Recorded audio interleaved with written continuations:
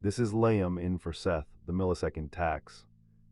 18 frames per second to 44, 54 milliseconds down to 22, twice the cloud users on the same hardware, one profiling pass bought all three. The number. An Unreal Engine 5 warehouse scene was crawling at 18 frames per second. Developer Nikhil Maurya profiled it and changed exactly two things, simplified the translucent shaders, and turned off nanite on meshes that never needed it.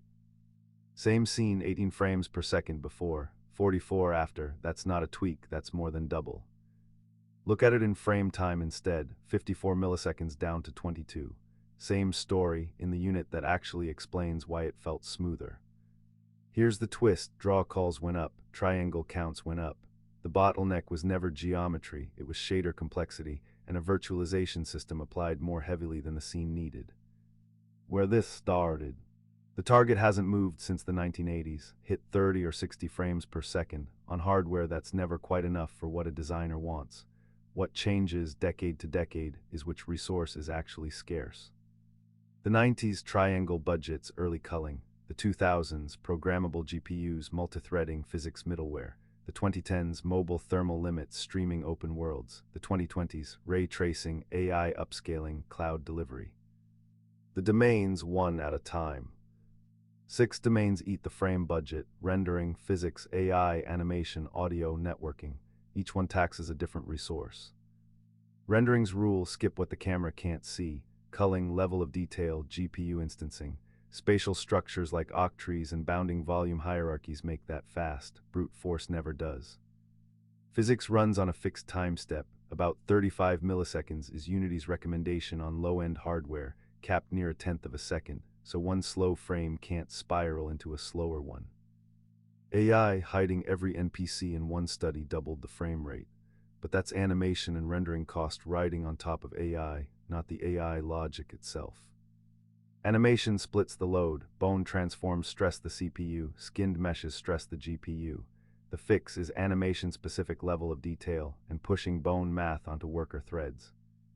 Audio's cheap by comparison, 1 to 5% CPU per active voice, mostly codec decompression, so the standard fix is just limit the voice count. Networking bandwidth scales with players, times state size, times update frequency. Interest management and delta compression shrink the first two, without touching the one tied to responsiveness. What the numbers show. Adaptive rendering on the server side, baseline to double the users served per server on the same box. Stimpack Research 2026 reported, not independently verified, puts quality of experience up 24% alongside that gain, but past a compression ceiling, more render quality stops helping. The memory envelope explains why platforms diverge so hard: 4 to 8 gigabytes on Switch, 16 on console, 24 on a PC GPU, 512 on a cloud server. Where the Klein story breaks. Mobile, a 90 frames per second burst is easy to demo, but if it triggers thermal throttling, the sustained average can end up lower than a conservative 60 frame cap would have held. Cloud rendering has its own ceiling.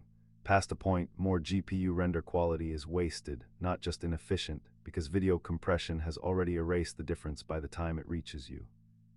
The honest limit: this is one scene, one developer, one engine version. What generalizes isn't the fix, it's the profiling. That's what actually surfaces the real bottleneck. What follows? The fix that worked was never the intuitive one. It was the one the measurement pointed to. What's next? Neural rendering, GPU-driven procedural generation, heterogeneous scheduling. Same discipline, new hardware. Does it relieve the resource that's actually constrained? The millisecond tax, profile before you optimize. Liam in for Seth.